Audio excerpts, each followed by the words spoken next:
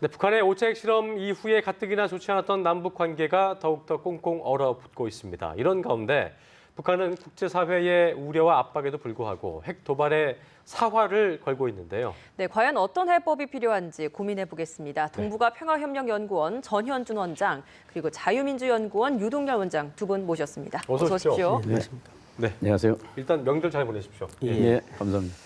이게 북한이 5차 핵실험을 한 지 이제 나흘 만인 어제 한반도 상공에 상당히 의미 있는 비행이 있었습니다. 미국의 전략폭격기 B-1B 랜서 2대가 전개를 했는데요. 뭐 일단 목적은 북한의 어떤 핵실험에 대한 강력한 경고 차원이었는데 문제는 이제 당초 전개 시간보다 하루 연기가 됐고 또 비무장 상태였던 것에 대해서 논란이 일고 있습니다. 일단 안함만 못했다 뭐 이런 비판도 있거든요. 전 박사님 어떻게 보셨습니까?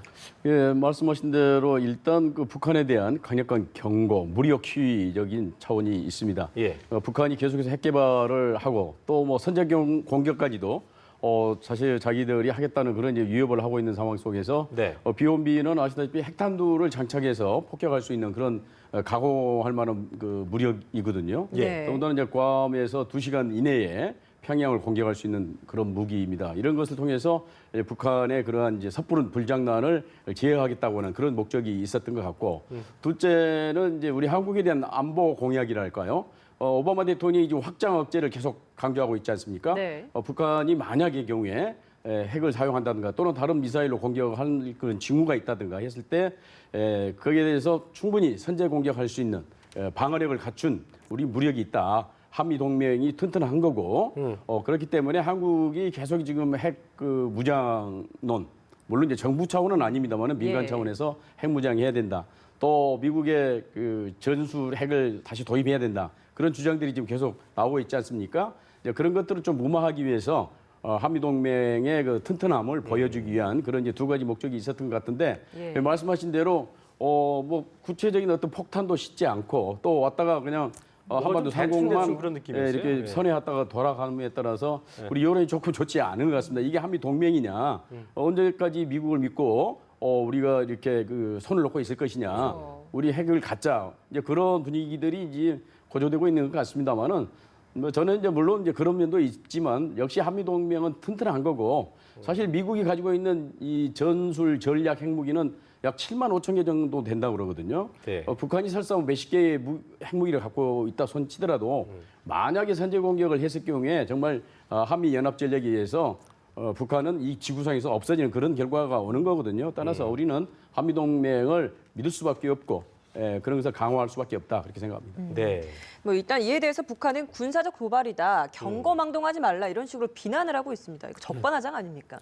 그렇죠. 이제 북한이 그 대남 선동하는 이런 행태를 갖다가 우리가 추적을 해보면은 예. 없는 것도 있다고 막 뒤집어 씌워가지고 대남 외곽부경을 한 상태에서 예를 들면 우리가 방어용 군사훈련을 하면은 북침용 군사훈련이라고 싸잡아서 이렇게 예. 외국 선전을 하는 마당에 미국의 전략 폭격기가 한반도 상강에 왔기 때문에 아주 좋은 기회죠. 이게 바로 아까 나왔지만 핵 선제. 북한에서 핵 선제 공격을 하기 위한 일환이다. 이런 식으로 이제 왜곡 비난을 하고 있는데 이게 바로 상투적인 북한의 대남 선전선동의 모습입니다. 그래서 북한은 모든 그 남북 간에 일어나는 모든 문제에 대한 책임을 갖다가 우리 정부나 미국에게 전가하고 이러기 때문에 우리가 응징하는 차원이다. 이런 식으로 자기들의 행동을 정당화하기 위해서 대남 선전선동을 하기 때문에 북한으로 볼 때는 당연한 모습이다 이렇게 봅니다. 예. 어제 보니까 그 B-1B 랜서 그 출격에 대해서 일각에서는 그런 얘기도 하더라고요. 그러니까 무력시 차원의 전략 폭격기 전개는 옳았지만 이걸 굳이 전부터, 그러니까 그 전개 전부터 이걸 다 언론이고 뭐 통해서 이렇게 시끄럽게 했어야 되느냐. 그러니까 전개를 한 이후에 조용히 은밀하게 좀 이루어지게 한 후에 그 뒤에 발표해도 늦지 않냐는 비판도 있더라고요. 이 부분은 어떻게 보세요? 그러니까 뭐 여러 가지 이유가 있었겠죠. 그리고 공개한 이유는 이제 그걸 다 이제 만천에 알려서 이 가공할 무기가 한반도에 전개된다. 예. 따라서 북한은 경거만동을 해서는 안 된다고 하는 사전 경고 의미도 있겠습니다. 예. 근데 이제 또 한편으로 보면 거기에 뭐 폭탄이 실렸다 안 실렸다 하는 것까지 다 이렇게 시시콜콜하게 예. 정보가 노출될 필요가 있느냐는 생각이 듭니다. 그게 NCND로 할 필요도 있는데 그것이 핵폭탄이 들어 있는 건지 없는 건지 모르게 해야 이제 사실은 우리가 위협을 느끼는 건데 또 그렇죠. 북한이 위협을 느낄 텐데 네. 그런 모든 정보들이 그렇게 다 나오냐 하는 것은 조금 저도 의문입니다만은 어떻든 간에 미국은 그걸 띄워가지고 자기들이 확고한 한미 동맹 또 확장 억제력을 가지고 있다고 하는 것을 보여주기 위해서 공개한 거 아닌가. 다만 이제 핵 무기가 없었다, 또 다른 무기가 없었다고 하는 것은 지나치게 또 미국 입장에서는 북한을 자극할 필요가 없다. 이 순간에 그런 또 아마 전략적인 계산도 있었지 않나 생각이 듭니다. 예. 이게 확장 억제 공약을 좀 강조하기 위한 일종의 행동이었다 이렇게 말씀을 해주셨는데, 근데 지금 이렇게 확장 억제 공약을 강조하는 것 그 의미 자체를 지금 우리나라에서 계속 핵 무장론이 제기되고 있으니까 이걸 좀 무마시키기 위한 일종의 방침 아니냐 이런 이야기도 있거든요. 예, 기본적으로 이 확장 억제력은 한미 동맹이 그냥 동맹이 아니라 군사 동맹입니다.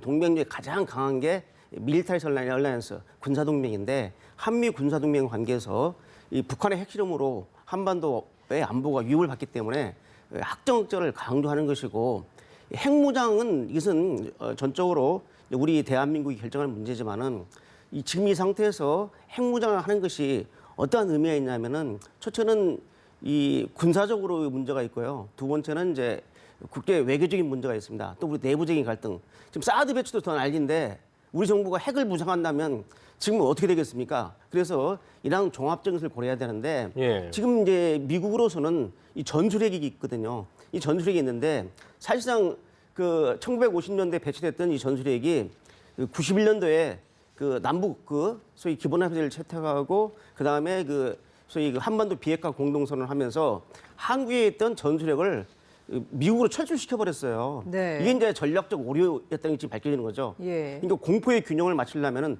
핵을 가진 북한을 상대하기 위해서 우리도 미국의 이 핵 우산 아래에서 전술핵을 가지고 있어야 되는데 91년도에 비핵화 공동선언하면서 우리 대한민국에 배치돼 있던 이 전술핵 무기를 다 미국으로 철수시켜 버렸거든요. 네. 이렇게 된 상황에서 핵에 대한 이제 이런 많은 이제 공포를 가지고 있기 때문에 미국이 한미 동맹 차원에서 이를 재강조하는 것이지 한국의 핵무장을 억제하겠다 또 뭐 다른 의도를 가지고 있는 것이라고 저는 그렇게 생각하지는 않습니다. 네. 네, 근데 박사- 뭐 예. 확장 억제를 제대로 강조를 할 거면 좀 예. 신속한 어떤 조치가 취해져야 되는데 이번 그 B1B 랜서 네, 전투기도 비무장된 상태로 왔고 그리고 뭔가 되게 좀 지지부진하지 않나라는 시각이 굉장히 많아요. 아니, 그렇게 보시면 안 됩니다. 지금 이제 이 비언 랜섬이 원래 이제 출격을 하기 위해서는 네. 예. 그 매뉴얼이 있어요. 네. 이게 지금 만약에 전지 상태였으면은 무장을 하고 그 날씨 기후 조건에도 불구하고 출격을 했을 겁니다. 그런데 지금 전지 상황이 아니고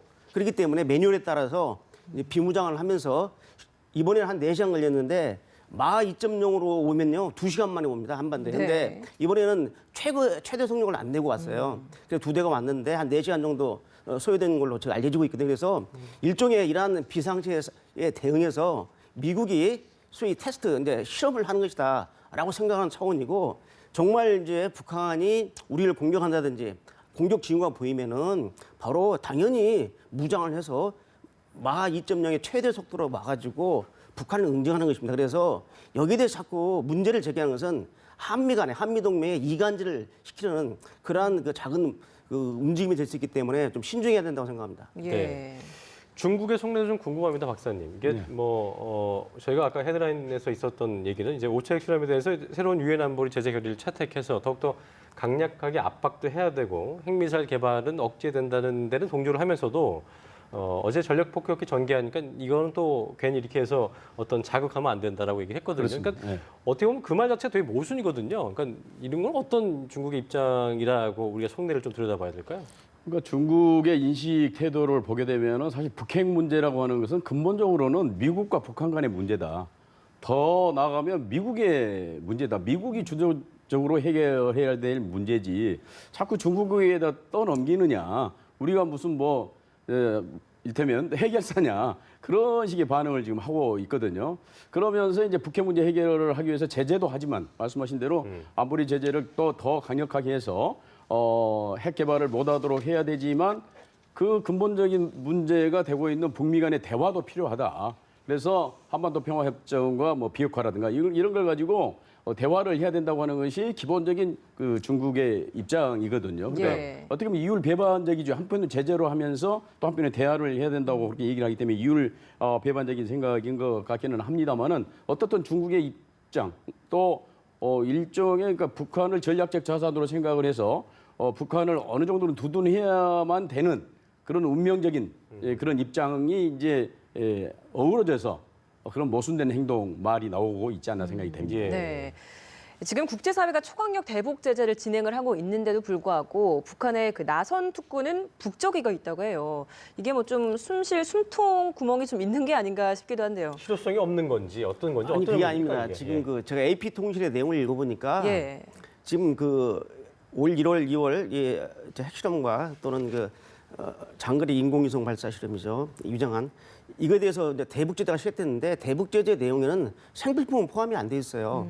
지금 그 AP 통신이 보도한 걸 보면 낮은 성분 제기에 있는 매점에서 많은 그 생필품 물건들이 좀 많이 막 그 흥청망청 많이 보여주고 있다라는 겁니다. 실제로 지금 전략 무기 같은 것은 일부 제재를 하고 있거든요. 그래서 다만 중요한 것은 뭐냐면 낮은 성분적으로 이게 자유경제지대거든요. 네. 자유경제 무역지대이기 때문에 비교적 평양 이쪽 그 낮은 선봉을 제외한 북한 쪽으로 들어가는 물자하고 낮은 선봉 쪽으로 들어가는 물자가 약간 그 규제에 약간 차이가 있을 겁니다. 그래서 그걸 보고 이제 AP통신이 말했는데 지금 그 대북 제재의 그 수의 강도라든지 이게 약발이 안 된다라고 하는 것은 일리가 있습니다. 만약 북한이 이번에 그 유엔 및 국제사회의 대북 제재가 약발이 맺혔다면은 고차 핵실험을 할 수가 없는 거죠. 그쵸. 그러니까 더욱더 강력하게 반발하는 모습을 보여주기 때문에 AP통신의 그 내용은 그렇지만은 그게 우리한테 유리하게 될 수 있는 건 뭐냐면 좀 더 강력하게 북한을 향해서 대북 경제 봉쇄를 해야 된다라는 그런 여론을 불러일으키는데 AP통신이 한 역할을 해준다라고 봅니다. 북한의 의도와 관계없이. AP통신이 왜 그러냐면 지금 전 세계 외신 중에 유일하게 북한에 지금 그 지국을 두고 있는 게 AP통신이에요. 네. 이 AP통신을 북한이 허락한 이유는 AP통신을 이용해서 북한이 하고 싶은 말을 대신 하려고 하는데 이번에 AP통신은 북한의 입장과 역이용이군요. 반대되는 네. 그런 보도가 됐죠. 예. 한미 육자수석이 이제 안보리 결의 2270호보다 강력하고 또 강화된 대북 제재를 예고했는데요. 더 이상 강한 게 어떤 거가 있을까요? 참 그 부분에 대해 되게 정말 그런 게 있을 거라는 그 회의적인 시각도 있거든요. 그러니까 예. 최고 강한 것을 얘기를 하자면은 원유를 끊는 것부터 시작해서 송유관 이제 저 차단이요? 말씀하신 대로 예. 송유관부터 시작해서 생필품까지 다 끊어버리는 거죠. 완전히 봉쇄해 버리는 거죠. 근데 그건 이제 중국이 그렇게는 안 하겠죠. 왜냐하면 그렇게 되면 이제 중국 입장에서는 이제 전략적 자산을 잃어버릴 뿐만 아니라 북한의 이제 대규모 뭐 난민 사태가 벌어진다든가 그렇게 되면은 동부 삼성이 이제 혼란스럽게 되지 않습니까? 그렇죠. 그래서 네. 어떻든 그런 상태까지는 중국은 원하지 않을 거고 또 하나는 역시 이제 중국의 북한의 근로자들이 중국에 수만 명이 나가 있고 전 세계적으로는 약 15만 명 정도 나가 있습니다. 그래서 이 사람들이 이제 해외에서 돈을 벌어서 본국으로 송금을 하지 않습니까? 네. 이제 그런 입장에서 만약에 근로자들을 철수시켜 버린다. 모든 북한 근로자들을 그런 게 이제 최고 강한 하나의 또 제재가 되지 않겠습니까? 그다음에 이제 미국이 독자적으로 시행하고 있는 겁니다만은 세컨더리 보이콧이라고 그래가지고 북한과 거래하는 은행, 뭐 회사 이런 것들은 미국 은행이나 회사와 거래하지 못하도록 해버리는.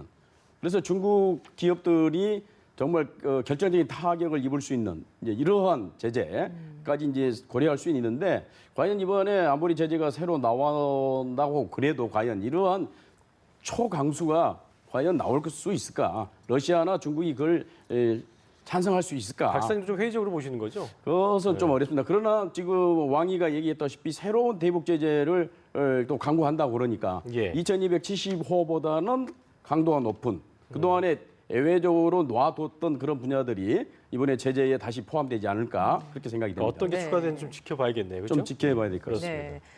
김정은이 5차 핵실험 이후에 첫 번째 공개 행보가 지금 민생 행보였습니다. 농장을 찾았는데 산팔루스에 따르면 지금 북한이 첫 북한 핵실험을 했던 그 10월 9일에 추가 핵실험을 할 가능성이 있다라고 이야기를 하고 있는데 예. 지금 김정은 행보를 보면 또 민생 행보를 하고 있단 말이에요. 앞으로 김정은 어떤 행보를 할 거라 예상하십니까? 저게 뭐냐면 지금 북한이 2013년도 당 중앙위 전원회의에서 핵무력 건설과 경제 건설 병진 노선을 채택했거든요. 네. 자, 지금 핵실험을 했죠. 9월 9일 날. 이제 경제 쪽으로 가는 겁니다. 그래서 북한이 핵무력 건설과 경제를 병진한다는 모습을 보여주는데 이번에 방문한 그 819군 부대라는 게 뭐냐면 북한군의 후방총국입니다.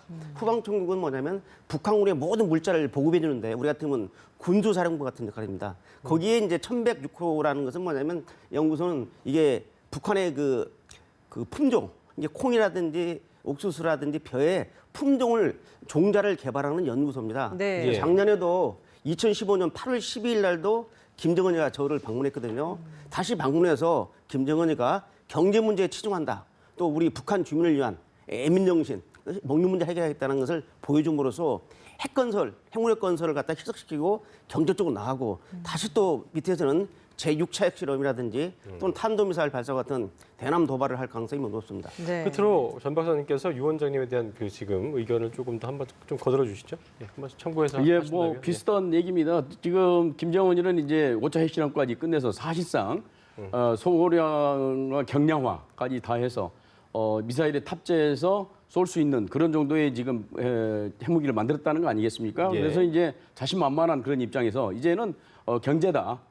경제 문제에 올인하겠다 자기는. 그래서 인민의 생활을 향상시키고 먹는 문제를 해결하겠다고 하는 그런 이제 암시를 북한 내부뿐만 아니라 남한 국제사회에 과시하는 그런 행동인 거고 뭐 상대적으로 이번에 5차 핵실험을 그렇게 선전에 치중하지 않았습니다. 사실은. 그러니까요. 우리 이제 연합뉴스에서도 네. 보도가 네, 있었습니다만 네. 따라서 자기들은 앞으로 이제 이걸 대화 국면으로 좀 전환하고 싶은 그런 의도가 좀 있지 않나 아, 그럼 그렇게 추가 생각. 핵실험에 대해서는 가능성 없다고 보시는 겁니까?